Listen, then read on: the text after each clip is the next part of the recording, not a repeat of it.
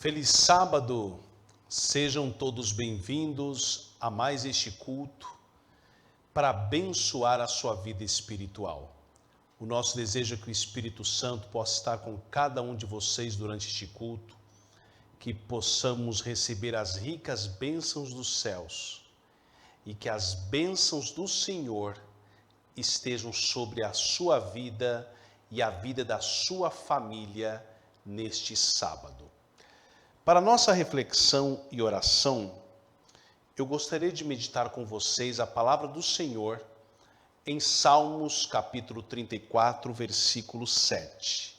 Diz assim: O anjo do Senhor acampa-se ao redor dos que o temem e os livra. Amém. Meditando nesse pensamento sagrado, neste momento nós vamos orar ao Senhor. Querido Deus, amantíssimo Pai Celestial, muito obrigado pelas tuas bênçãos, pela tua proteção, pelo teu cuidado e por nessa oportunidade estarmos neste santo sábado para juntos celebrarmos a criação. Que o Senhor possa estar conosco, dando-nos do teu Santo Espírito e que possamos receber as tuas ricas bênçãos. É o que eu te peço e agradeço em nome de Jesus. Amém.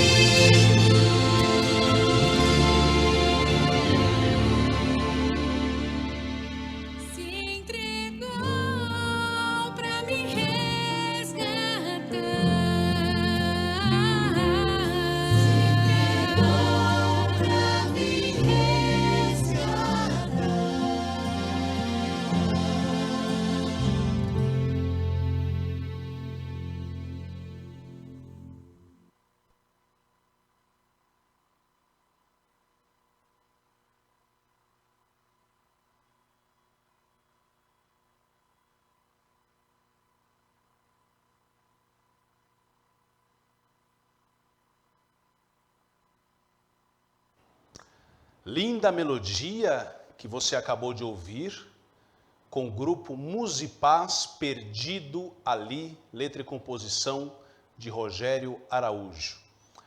Chegamos a um momento todo especial do nosso culto, onde nós vamos estudar a lição da escola bíblica, da escola sabatina. Mas eu quero fazer um convite muito especial para você, para que você não se esqueça de se inscrever em nosso canal. A sua inscrição no nosso canal é muito importante. E não se esqueça de dar o seu like, onde está aquela mãozinha, clica em cima, porque quanto mais likes nós recebemos, quantos mais likes recebemos, mais o YouTube vai espalhar este culto. Então vamos dar likes à vontade, para que vidas possam ser impactadas. Amém. Vamos neste momento então para o estudo de nossa lição da escola bíblica deste santo sábado.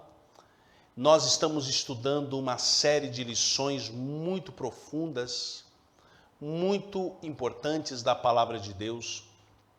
Nós aqui não vamos reestudar a lição. Nós vamos apenas aqui destacar os pontos mais importantes, porque aqueles que têm a nossa lição já estudaram durante a semana.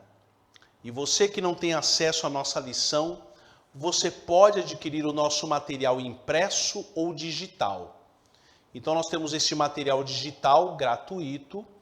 Você baixa o aplicativo IASD-MR e lá você vai ter toda a nossa lição, todo o nosso conteúdo pelo Play Store e é grátis. A nossa lição de hoje vem falando e o santuário será purificado. Na Bíblia, nós encontramos 3 tipos de santuário. Nós encontramos a igreja, que é o santuário de Deus. Então, lá em Êxodo capítulo 25, verso 8, diz assim: me farão um santuário para que eu possa habitar no meio deles. Nós temos o segundo santuário, que é o nosso corpo. Então, a Bíblia diz que nosso corpo é o templo do Espírito Santo. Também é o santuário de Deus. E nós temos o terceiro santuário, que é o santuário celestial, que está lá no céu. E nesta manhã, nós vamos analisar e o santuário será purificado. O texto para a base de nossa oração está no livro de Daniel, capítulo 2, versículo 14, onde a palavra de Deus diz assim: e até 2.300 tardes e manhãs, e o santuário será purificado. Muitas vezes lemos este texto e perguntamos: o que este texto quer dizer? Como se aplica para os dias de hoje? Onde aconteceu e como aconteceu? Tudo isso vamos tentar, resumidamente, responder durante a nossa recapitulação. O nosso pensamento central da nossa lição, nosso texto introdutório diz assim: a salvação humana só se tornou possível através do sofrimento e morte do Filho do Homem. Pelo Espírito Santo, Deus deseja restaurar sua imagem na humanidade. Além disso, quer introduzir um novo e vivo princípio de vida na mente que o pecado contaminou. Devemos estudar a cruz de Cristo. Ela deve prender a atenção e cativar as afeições. O sangue que foi derramado pelos pecados purificará e limpará a mente e o coração de todo tipo de egoísmo. Amados, o primeiro tópico vem falando com oração e jejum. Deus honrou grandemente o profeta Daniel. O profeta Daniel é considerado um dos profetas que Deus revelou mensagens para o tempo do fim. E é interessante que o profeta Daniel também estudou as profecias de outros profetas. No livro de Daniel, no capítulo 9, no versículo 2, a palavra de Deus diz assim: no ano primeiro do seu reinado, eu, Daniel, entendi pelos livros que o número de anos de que falou o Senhor ao profeta Jeremias, em que haviam de acabar as assolações de Jerusalém, era de 70 anos. Vejam só que importante. O profeta estudava as profecias de outros profetas. Então, aqui diz o pensamento: sentindo-se aflito pelo povo de Deus, Daniel estudou novamente as profecias de Jeremias. Então, através das profecias de Jeremias, Daniel entendeu o período que ele estava vivendo. E o que nós precisamos entender? Precisamos entender que Deus se revela através dos profetas. Devemos estar com oração. Daniel 9,3 diz assim: e eu dirigi meu rosto ao Senhor Deus para o buscar com oração e rogos e jejum e pano de saco e cinza. Então, Daniel, ele percebeu que aquela mensagem era tão importante que ele se humilhou, confessou os seus pecados para que o Senhor pudesse dar a revelação. No segundo tópico, vem falando sobre os 2300 dias. É muito interessante que nós encontramos alguns aspectos importantes aqui neste tópico. Então, a Bíblia diz que e depois das 62 semanas será tirado o Messias, e não será mais. E o povo do príncipe que há de vir destruirá a cidade e o santuário, e o seu fim será como uma inundação, e até o fim haverá guerras, e estão determinadas assolações. E ele firmará um concerto com muitos por uma semana, e na metade da semana fará cessar o sacrifício e a oferta de manjares, e sobre a casa das abominações virá o assolador, e isso até a consumação. Pois bem, aqui nós percebemos que quando o profeta Daniel, ele começa a receber a visão, baseado também nos escritos do profeta Jeremias, então a Bíblia diz que o Messias seria tirado. Então nós vemos que o período começa a ser contado a partir de 457 a.C., durante a reconstrução dos muros de Jerusalém. Então, no ano 27, ano Domini, no ano 27, o Messias Jesus Cristo, nosso Salvador, nasce. E no ano 34 termina o tempo, no ano 27 Jesus morreu e termina o tempo de graça para os judeus com o apedrejamento de Estevão. Queridos, a Bíblia diz assim, Daniel 8, 16 e 14, ouvi uma voz de homem nas margens do Ulai, a qual gritou e disse, Gabriel, dá a entender a esta visão. E ele me disse, até 2300 tardes e manhãs, o santuário será purificado. Queridos, Daniel não entendeu esta profecia. Esta profecia não foi para os seus dias. Deus foi revelar a sua igreja muito tempo depois. Então, muitas vezes o profeta recebia a revelação, recebia a mensagem, mas não entendia a mensagem. No terceiro tópico, fala sobre o princípio um dia por um ano. Então, Daniel 8,14 diz que até 2300 tardes e manhãs, e o santuário será purificado. Quando o grande estudioso da Bíblia, Guilherme Miller, no ano de 1833, quando ele começa a estudar este assunto, quando ele leu Daniel capítulo 8, verso 14, ele se perguntou: como é que eu vou descobrir todo este emaranhado?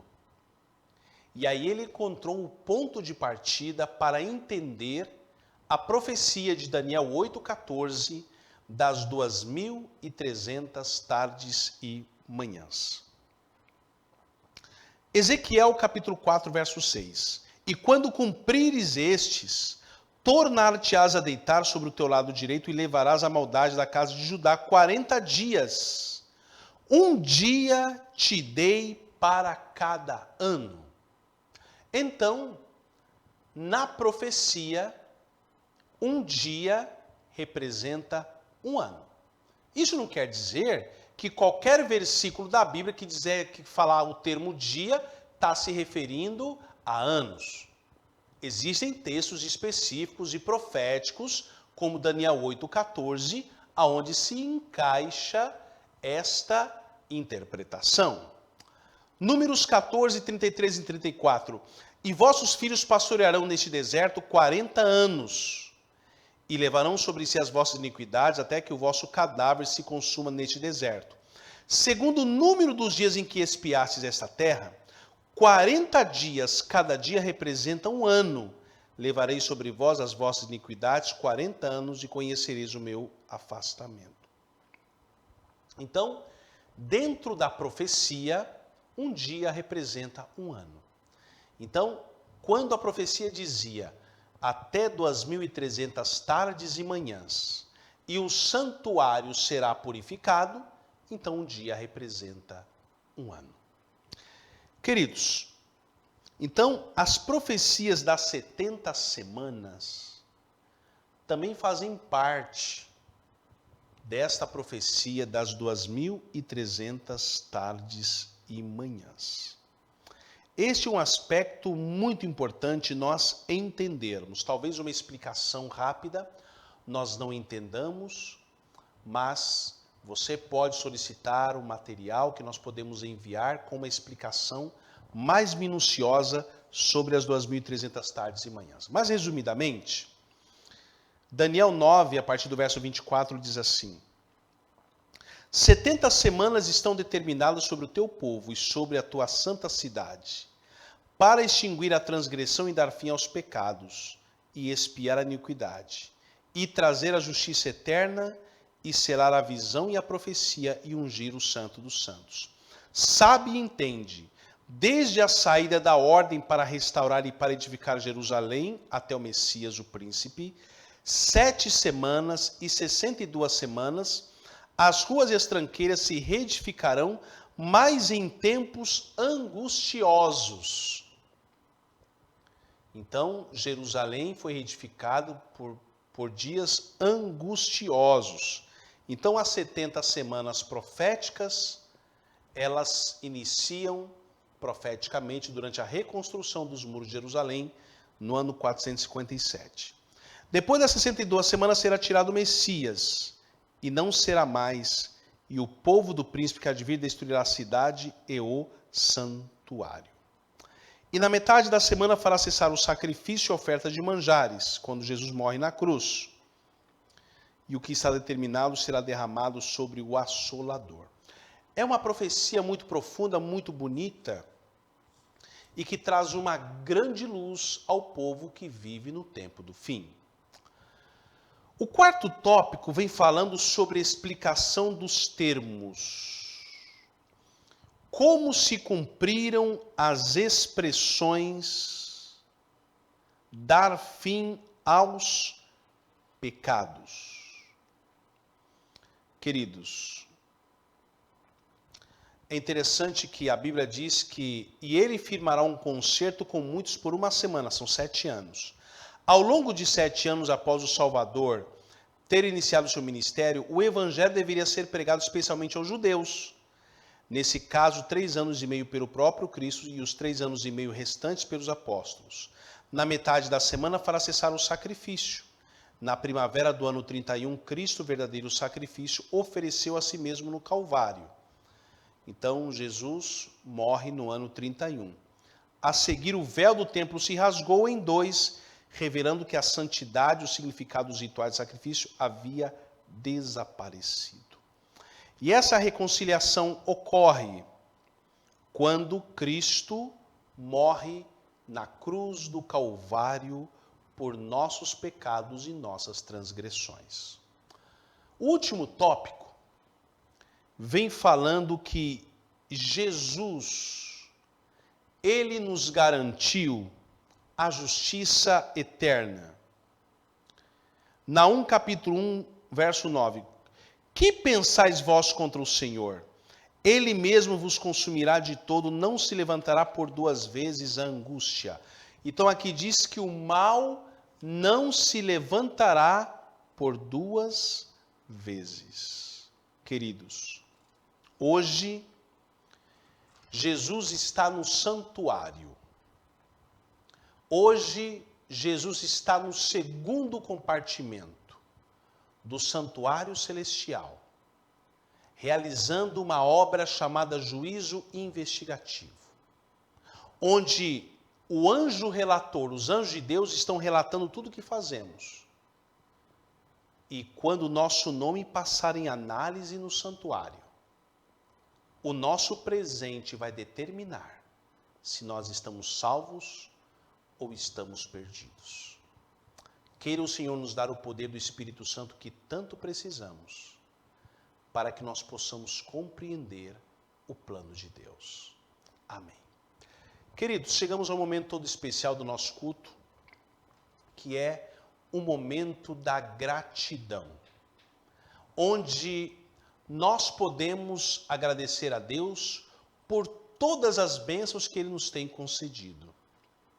Nós estamos aqui através deste canal, levando a mensagem de Deus. Mas a sua oferta, o seu dízimo é muito importante para que nós possamos levar a obra avante. Ainda existem muitos equipamentos que nós precisamos adquirir. Precisamos melhorar a nossa iluminação, precisamos melhorar os nossos equipamentos. Mas sozinhos nós não conseguimos, mas a sua ajuda é importante.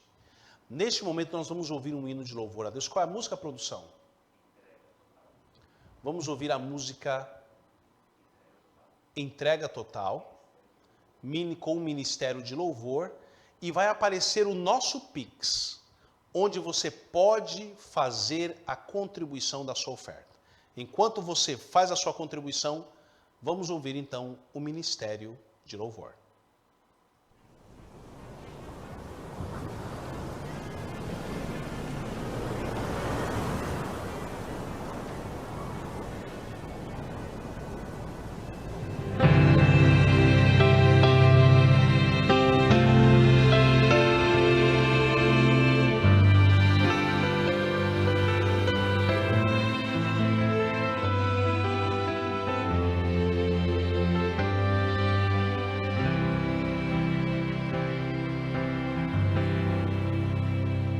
Alto preço ali pagou, numa cruz se entregou. Foi seu sangue que verteu por mim. Nunca alguém me amou assim. O mais puro e contemplou meu coração, me amou de tal maneira que não pude resistir. Jesus, meu mestre, quantas vezes eu falhei e te neguei, não pensei na cruz e em tuas feridas, não pensei na dor dos cravos, em tuas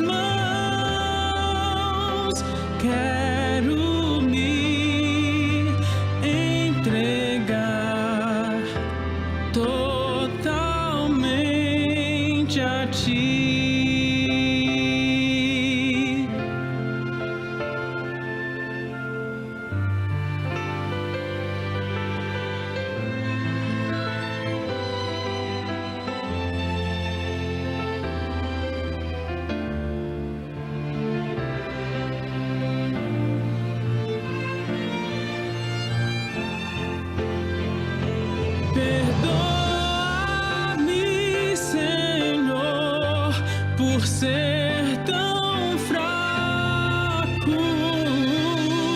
e tão pecador,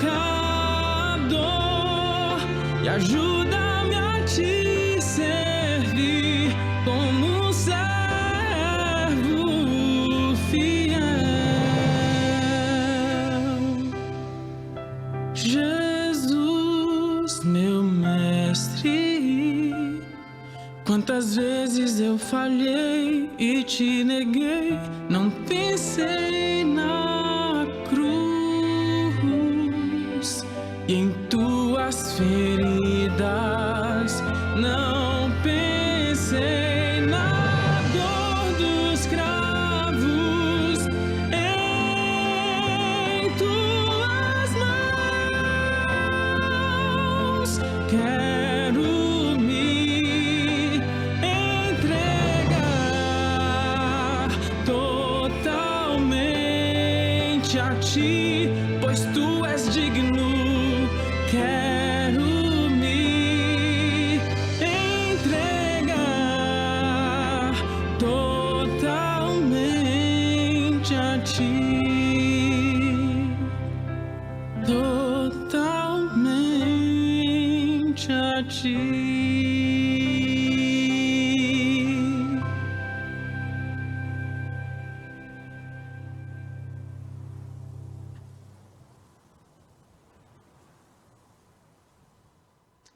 Chegamos a um momento todo especial, agradecermos a você que deu a sua contribuição para a causa de Deus, que Deus possa te multiplicar a sua vida com ricas bênçãos. Chegamos a um momento todo especial, pois neste momento nós vamos ouvir a palavra de Deus. E nesta manhã, o querido irmão Romar Machado, que é professor no nosso seminário teológico, e também obreiro, vai trazer uma importante mensagem: amigos invisíveis. Vamos ouvi-lo neste momento. Que a graça e a paz de Deus reine em nossos corações. Eu agradeço imensamente a Deus por mais esta aura e singular oportunidade que Ele nos concede nesta manhã.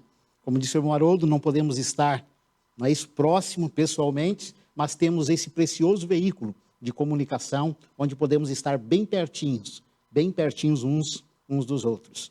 E nós vamos, com o auxílio divino, nesta manhã, considerar o tema companheiros invisíveis.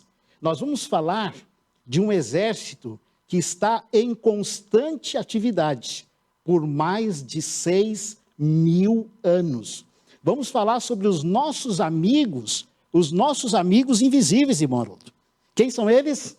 São os anjos. E por que eu me propus falar sobre esse tema nesta manhã? No Atos dos Apóstolos, na página 154, a Pena Inspirada nos diz assim: precisamos conhecer melhor do que conhecemos a missão dos anjos. Então, me propus falar sobre esse tema, porque a Pena Inspirada nos diz que nós precisamos conhecer muito mais do que conhecemos a missão dos anjos. E eu gostaria de começar esse tema com uma pergunta. Você sabe qual é o relato bíblico mais antigo sobre os anjos? Está no livro do patriarca Jó, no capítulo 38 e o verso 7. Foi o texto que nós usamos como base para a oração desta manhã. Quando as estrelas da alvas juntas alegremente cantavam e todos os filhos de Deus rejubilavam, nós entendemos que antes que os fundamentos da terra fossem postos, os anjos já alegremente cantavam. É isso? Agora, quando eles foram criados? Irmãos, o Espírito de Profecia nos diz que eles foram criados bem antes do homem e são superiores ao homem em poder. Antes da criação do homem, diz o livro Grande Conflito, página 511. Antes da criação do homem existiam os anjos, pois quando os fundamentos da terra foram postos, as estrelas já alegremente cantavam e todos os filhos de Deus rejubilavam. E na última parte desse parágrafo, diz que os anjos, eles foram criados superiores ao ser humano. E a Pena Inspirada cita o texto de Salmos, capítulo 8, verso 5. Os anjos são, em sua natureza, superiores aos homens, pois o salmista nos diz que eles foram feitos o homem foi feito pouco menor do que os anjos. E um pensamento do livro Patriarcas e Profetas nos diz que o Pai operou por seu Filho na criação de todos os seres celestiais. Então, os anjos foram criados, não é isso? Foram criados por Cristo, não é isso? Em companhia do Pai. Agora, uma pergunta: quantos anjos existem? E onde é que eles residem? Existem alguns textos da Bíblia que não dão um número exato, mas nos dão a ideia de quantos anjos servem a Deus, tanto no céu quanto em todo o universo. Em Apocalipse capítulo 5, verso 11, João diz assim: e ouvi a voz de muitos anjos ao redor do trono. Quantos? Muitos anjos. Em Daniel, no capítulo 7, verso 10, a visão do lugar santíssimo e do juízo investigativo, diz lá que um rio de fogo manava e saía diante dele.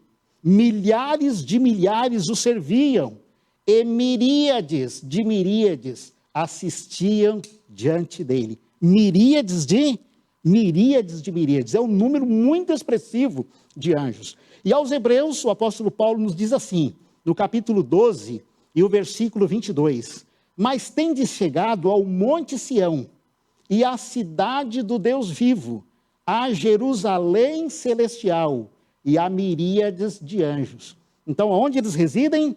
Eles residem no monte Sião, na cidade do Deus vivo, não é isso? A Jerusalém celestial, e a miríades de anjos.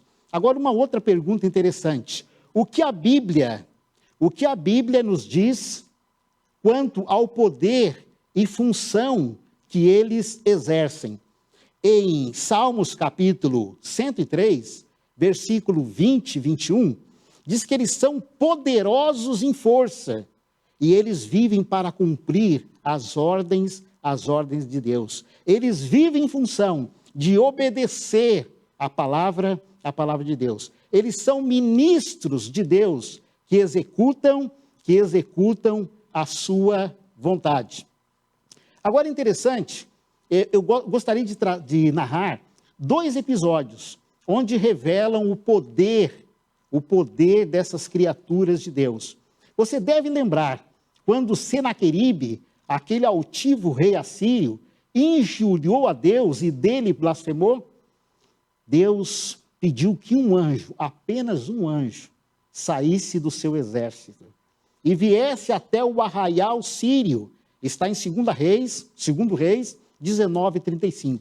E um anjo apenas, com uma espada desembainhada, matou 185 mil soldados assírios naquela noite. Desbaratou completamente o exército inimigo. E diz que Senaqueribe teve que retornar para a sua terra com cabisbaixo, com vergonha, né, isso de ter afrontado o Deus Criador dos céus e da terra. E o segundo episódio é na ressurreição de Jesus. A inspiração nos diz, em Mateus 28, verso 2, diz que um anjo descera do céu e, chegando até a sepultura de Jesus, removeu a pedra. E nos dá a entender no Espírito de Profecia que ele moveu aquela grande pedra, que foi preciso de 4 ou 5 soldados para colocar no lugar, ele moveu como se estivesse movendo um isopor. O seu aspecto era como de relâmpago, e aqueles soldados contratados por Roma para guardar o sepulcro de Jesus caíram desmaiados e ficaram como mortos. Agora, uma outra pergunta interessante: como era o dia a dia deles antes que surgisse o mal? No livro Espírito de Profecia, volume 4, página 316, 317, a Pena Inspirada diz que entre os anjos existia paz e alegria, em perfeita submissão à vontade do céu. É um texto similar ao texto de Jó 38, verso 7, quando diz que as estrelas da alva alegremente cantavam, e os filhos de Deus rejubilavam.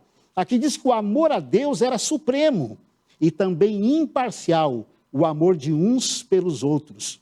Tal era a condição que existia por séculos antes da entrada do pecado. Isso era paz, alegria e genuína felicidade. Agora eu encontrei no Espírito de Profecia a hierarquia entre os anjos, pelo menos 4 ordens. Está nas Meditações Matinais do ano de 77, página 327. Lá diz que o exército angelical é composto de anjos, arcanjos, querubins cobridores e serafins gloriosos. Interessante que coloca aqui arcanjos no plural. Cristo também era um arcanjo, mas ele era o arcanjo-chefe. Ele era o criador, não é isso? Então, anjos, querubins cobridores, serafins gloriosos e arcanjos.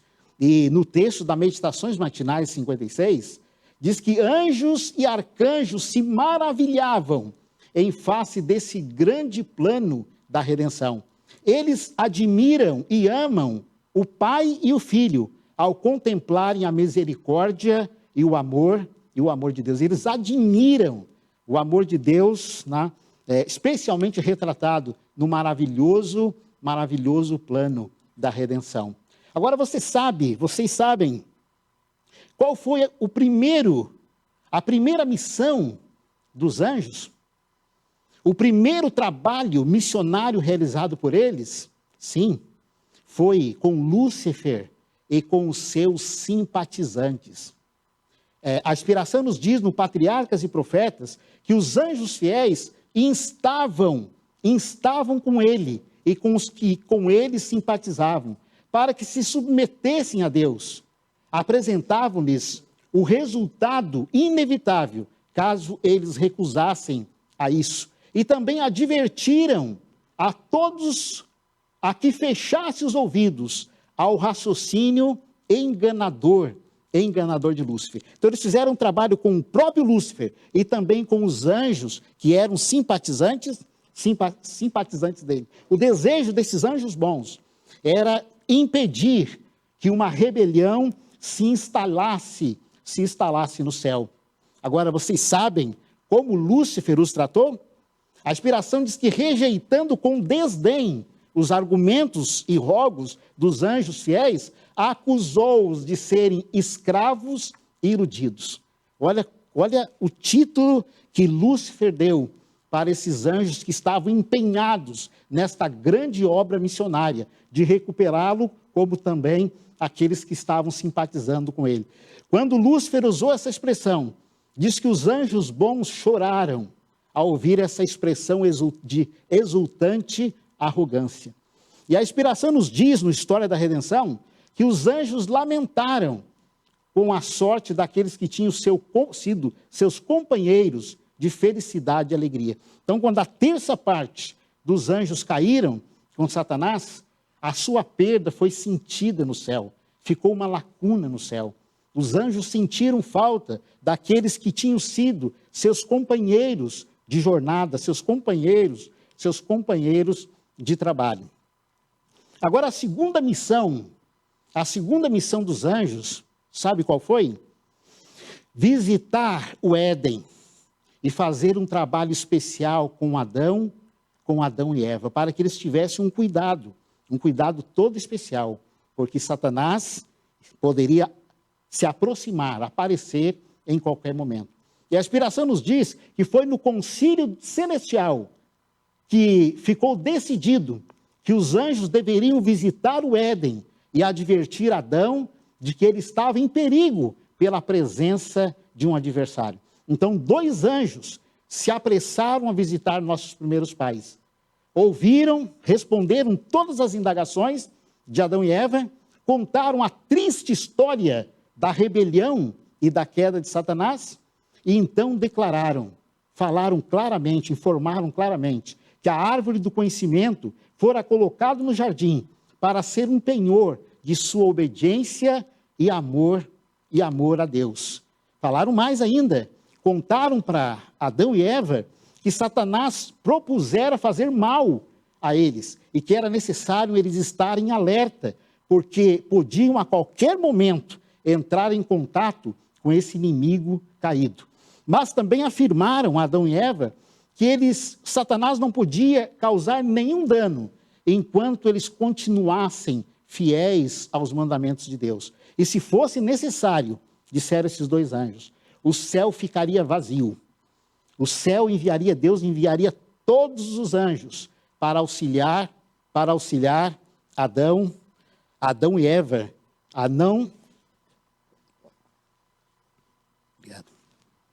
não ceder às sugestões do arque rebelde. E ainda orientaram a Eva para não se afastar do marido, porque qualquer um dos dois, se estivesse só, poderia ser presa fácil do adversário. Depois de fazer esse trabalho missionário tão bonito com nossos primeiros pais, a inspiração nos diz aqui, no História da Redenção, página 31, que eles se uniram com o Santo Par em santos acordes de harmoniosa música. Então, depois de orientar, depois de fazer o trabalho missionário, eles se uniram com o Santo Par em louvor e gratidão, a Deus. Agora, a reação dos anjos com a queda do homem. A inspiração nos diz que as novas da queda do homem se espalhou através do céu. E naquele momento cessou todo cântico na cidade de Deus. Toda a harpa emudeceu. Com tristeza, os anjos arremessaram da cabeça as suas coroas. Todo o céu estava em agitação. Os anjos sentiram-se magoados com a vil ingratidão do homem, em retribuição à rica generosidade que Deus lhes proporcionara. E a inspiração nos diz mais, no grande conflito, que os anjos choraram com a queda de Adão. E quando souberam que Jesus, o capitão do exército do Senhor, ia ter que render a vida em resgate do ser humano, você sabe o que eles fizeram? Eles se prostraram diante dele e ofereceram suas vidas em resgate do homem. Naquele momento, então, Jesus diz que a vida de um anjo não pagaria a dívida. Sua vida, unicamente a de Jesus, poderia ser aceita por seu Pai em resgate do ser humano. E continua ainda o trabalho dos anjos. Eles trabalharam com Adão e Eva e agora continuam trabalhando também com os seus descendentes. E continuaram trabalhando com seus descendentes. A inspiração nos diz que quando Caim ofereceu aquele sacrifício de frutas que não foi aceito e fechou sobre Sem, diz que o céu condescendeu em enviar um anjo para realizar o trabalho com Caim. E o anjo agora lhe chama a atenção dizendo, se tu tivesse feito bem, porventura não haveria aceitação perante ti? Deus não fez uma escolha arbitrária de Abel em detrimento à tua pessoa. Se tu fizer o bem, o teu sacrifício também será aceito. Eu gostaria de citar 3 pensamentos agora da atuação dos anjos durante o dilúvio. Quando nós lemos no livro de Gênesis, os animais saindo das florestas e indo em direção à arca, macho e fêmea, 7 pares de animais limpos e 2 de imundos, a gente fica pasmo como esses animais tomaram o rumo da arca. Mas a inspiração nos diz que foram os anjos que foram enviados pelo céu para recolher esses animais das florestas, das matas e conduzi-los em direção à arca. Eles levaram 7 dias para recolher todos esses animais e colocá-los em seu devido lugar. A multidão escarnecedora que zombava de Noé por estar construindo a arca, agora viram um poderoso anjo descendo do céu, vestido com luz deslumbrante, semelhante a de um relâmpago. E ele fechou a maciça porta, e então outra vez tomou o caminho do céu. E depois de 1 ano, 1 mês e 15 dias, esse mesmo anjo volta, diz o livro História da Redenção, para abrir novamente a arca, porque Noé não teria condições de fazê-lo, devido ao tamanho da porta e também devido ao seu peso. Agora, a atuação deles durante o dilúvio. A inspiração diz que em meio a toda a fúria dos elementos, a elevação das águas e o arremesso violento de pedras e árvores, a arca flutuava em segurança. Sabe por quê? Porque anjos magníficos em poder guiavam a arca, preservando-a de danos. Então Noé fez tudo o que pôde para construir aquela embarcação da forma mais perfeita e segurança possível, mas ainda assim não seria suficiente. A inspiração nos diz que os anjos, eles guiaram cada passo da trajetória da arca durante todo aquele tumulto. A preservação da arca foi um milagre do Todo-Poderoso. Nós chegamos agora a Jacó e ao sonho que ele teve de uma escada.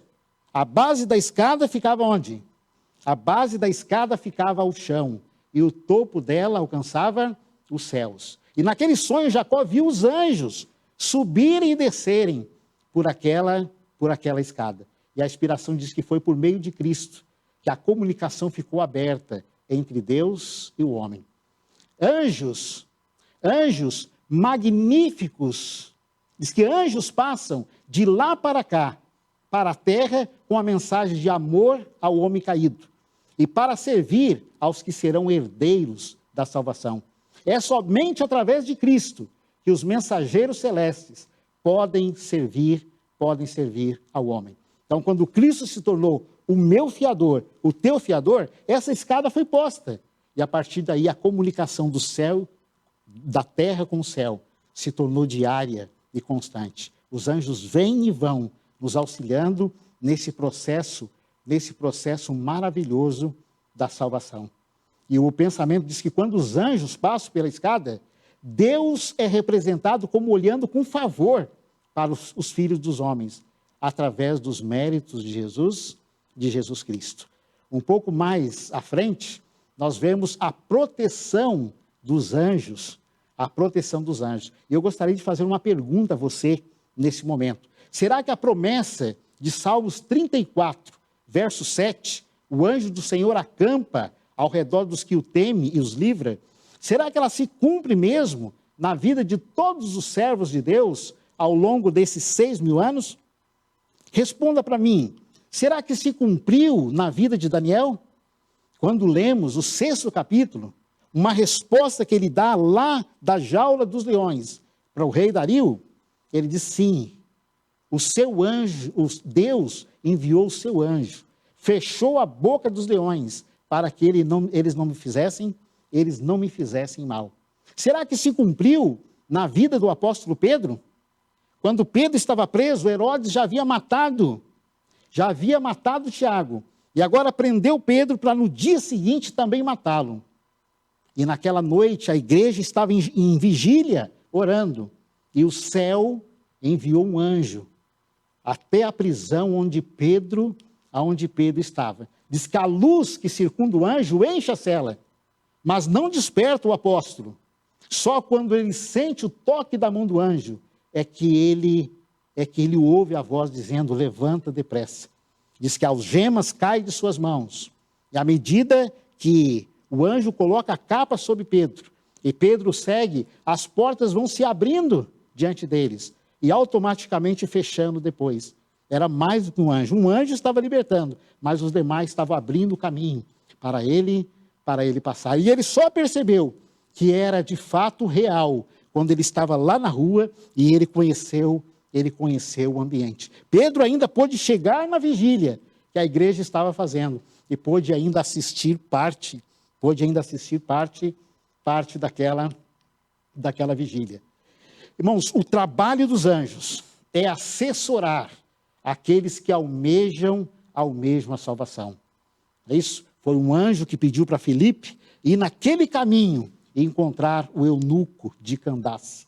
Foi um anjo que apareceu para Cornélio, dando o endereço de Pedro, para que ele pudesse chegar ao conhecimento da igreja cristã. E também foi um anjo que visitou Pedro na prisão e o libertou.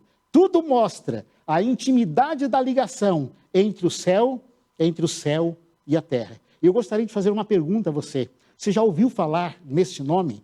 Cisplatino? Os irmãos de mais experiência no Rio Grande do Sul, os pioneiros, eles contam essa experiência maravilhosa. Cisplatino era um homem muito violento, era um homem mau e perverso, e por isso foi preso. Numa noite, Cisplatino estava dormindo, quando ele viu um facho de luz em sua janela, e uma voz chamando-o pelo nome. Ele, espantado, senta na cama, olha em direção àquela luz, e o anjo lhe disse: Cisplatino, escreva para Tobias Barreto, deu o endereço, tá? E pergunte o que você deve fazer a fim de ser salvo. Ele correu, anotou aquele endereço, e no dia seguinte ele resolveu escrever. Ele relata a experiência dele naquela noite, e diz: eu não sei se eu estou escrevendo para alguma comunidade religiosa, mas eu creio que sim. Por favor, se vocês tiverem material evangélico, me envie, porque eu quero estudar. Ele recebeu o curso bíblico, ele recebeu visita de um pastor. Resumindo, Cisplatino se converteu, e a sala da casa dele se tornou um ponto da escola, uma classe da escola sabatina filial. São eles, os anjos, que levam as novas da conversão de uma alma para o céu e registram todo o trabalho missionário que nós realizamos. E quando eles levam essas novas ao céu, da conversão de uma alma, diz que há alegria no céu quando um pecador se arrepende. E também são eles que levam as nossas orações e depois voltam trazendo as bênçãos. Você sabia que ele pode ter entrado em contato com você em algum momento sem você perceber? Diz que repetidas vezes tem anjos falando com homens do mesmo modo como um homem fala com seu amigo. Os tem levado para lugares livres de perigo, diz a inspiração. Seres celestiais têm tomado parte ativa nos negócios da terra. Têm vindo como homens no aspecto de viajantes. Agiram como guias aos viajantes surpreendidos pela noite. Acenderam com as próprias mãos os fogos do altar. Eu nunca tinha lido esse texto antes.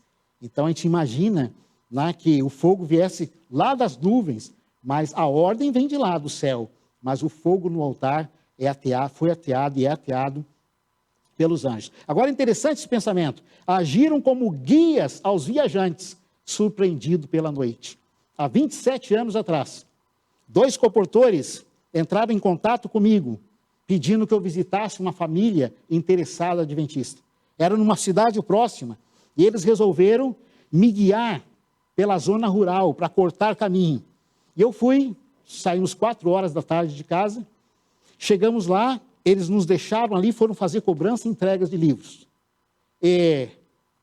Anoiteceu, nós terminamos o estudo com a família, e agora eu decidi voltar pelo mesmo caminho que aqueles comportores nos levaram. E quando nós entramos naquela parte de zona rural, onde só havia campos e matas, eu comecei a andar em círculo com o carro.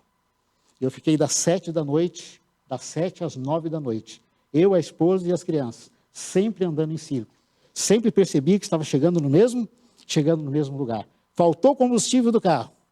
Eu tive que pedir num sítio, comprar num sítio, um pouquinho. Coloquei de volta e fiz mais umas 2 ou 3 voltas e acabei saindo no mesmo lugar. Naquele momento, eu e minha esposa curvamos nossas frontes e pedimos a direção à guia divina. E quando nós estávamos terminando a oração, nós ouvimos o barulho de um cavaleiro que estava se aproximando, alguém a cavalo.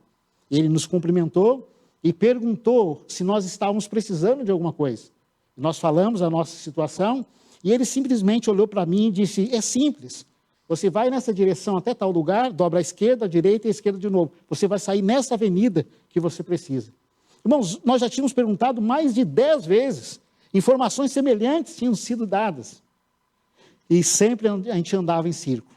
E aí, quando eu olhei para minha esposa para ver qual a reação dela, será que a gente ia catar aquela sugestão e nós volvemos o olhar de novo, o homem simplesmente tinha desaparecido.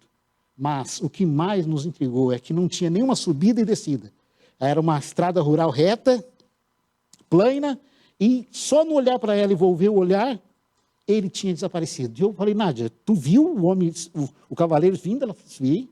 Você ouviu o que ele falou? Ouvi. Eu falei, mas onde está ele? Ela falou, não sei. Naquele momento nos desceu arrepios no corpo. Eu olhei para ela e disse, olha, se for o mensageiro do céu, nós vamos localizar esse endereço da forma como ele indicou. Irmãos, ficou tão vívido na mente aquela orientação, que cada lugar que eu tinha que dobrar, me vinha muito claro. E quando eu fiz a última dobra, pela orientação dele, nós saímos na rua que nós tanto precisávamos. E eu tenho o desejo de perguntar pessoalmente se realmente foi da hóstia angélica alguém que nos orientou naquela noite. Os anjos também ficam tristes quando nós pecamos. Não consintas que a tua boca faça pecar a tua carne. Nem diga na presença do anjo que foi erro. E a inspiração diz que quando nós praticamos aquilo que não é certo, nós afastamos os puros e perfeitos anjos celestiais. Agora, nos dias da irmã White, ela vivenciou uma experiência que eu achei muito magnífica também. Ela foi participar de um congresso ali em Battle Creek. Era no tabernáculo Daime, o tabernáculo adventista. O tabernáculo o auditório estava repleto, estava lotado. E a irmã White ia falar sobre o céu naquela manhã. E ela pediu que um quarteto, que sempre costumava cantar no tabernáculo Daime, cantasse o hino. Nós temos ouvido o hino do Inário Adventista 453. E eles foram conversar com o quarteto, e quando a irmã White estava para subir na tribuna, eles vieram com a resposta de que o tenor do quarteto estava com a garganta inflamada e que ele não ia poder cantar. Naquele momento, a irmã White ficou sem saber o que fazer. E ela disse, olha, cantam os três de qualquer forma, o importante é que cantem. Ela fez o pedido. E eles subiram à tribuna. Diz que deram início ao programa, subiram à tribuna e o trio começou a cantar. Mas quando eles começaram a cantar, eles ouviram uma voz de tenor, vinda do fundo do auditório, que se juntou ao trio. Era uma voz encantadora, de uma melodia indescritível. Quando cantaram as 4 estrofes, e eles cantaram a 4 vozes. No final do hino, toda a congregação chorou. E no momento em que a irmã White levantou para pregar, ela começou o seu discurso dizendo que aquela voz era a voz do seu anjo, porque ela conhecia muito bem. Foi grande a emoção naquele momento. E essa experiência, ela foi relatada pelo pastor Arthur White, o neto da irmã White. Encerrando, indo para o final da mensagem desta manhã, diz que no final da grande controvérsia, a igreja de Deus será protegida pelos anjos.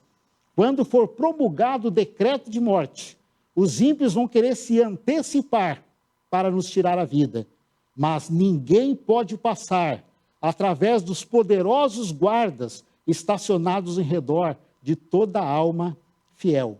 Outros são defendidos por anjos sob a forma de guerreiros. Nós estaremos nesse momento sem um intercessor no santuário celestial, mas os anjos de Deus continuarão amando dele aqui na terra para nos guardar e nos proteger. Agora, o último trabalho deles pela humanidade é por ocasião da segunda vinda de Jesus. A inspiração nos diz que, além de acompanhar o cortejo, o último trabalho dos anjos em favor da igreja está no Evangelho de Mateus, capítulo 24, e o verso 31.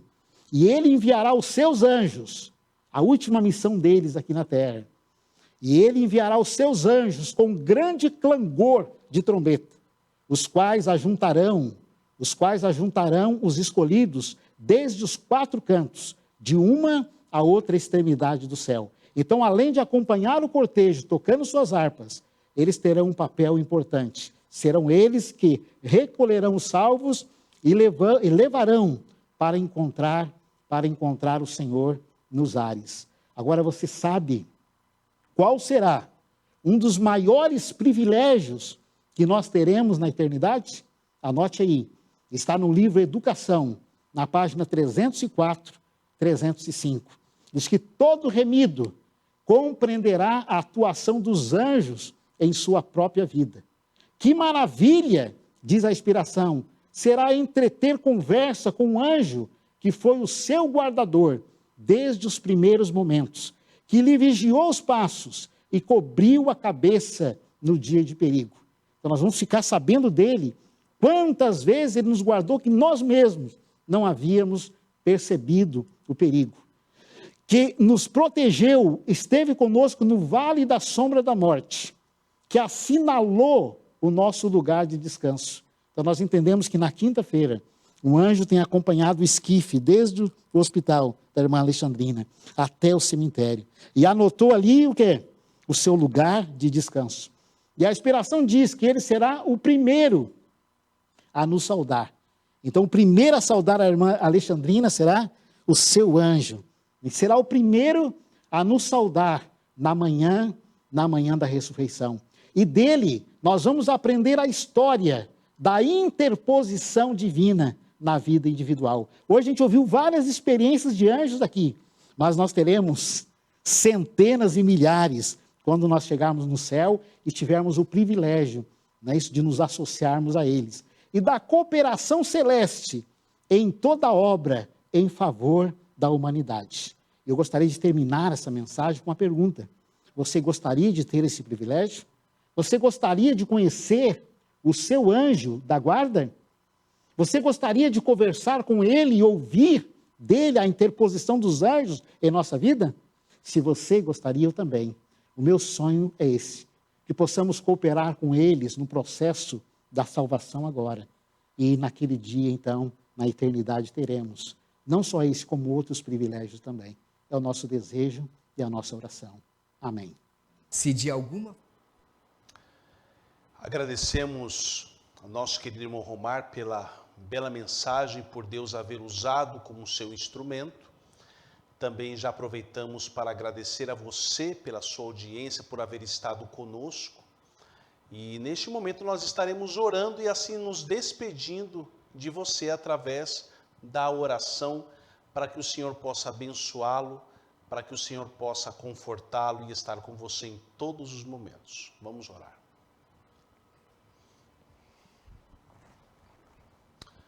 Querido Salvador Jesus, muito obrigado pela tua proteção e pelo teu cuidado, por termos os teus santos anjos ao nosso redor, nos guiando, nos fortalecendo e nos ajudando na caminhada cristã. Que o Senhor possa estar conosco, como diz a tua palavra, o anjo do Senhor acampa-se ao redor daqueles que o temem e os livra. Que possamos confiar nas tuas santas promessas. O anjo relator que está ao nosso lado relatando tudo o que nós fazemos. E não existe nada escondido aos olhos do Senhor. Dá-nos um sábado abençoado e que em breve possamos herdar a coroa da vida eterna. É o que eu te peço e agradeço em nome de Jesus. Amém.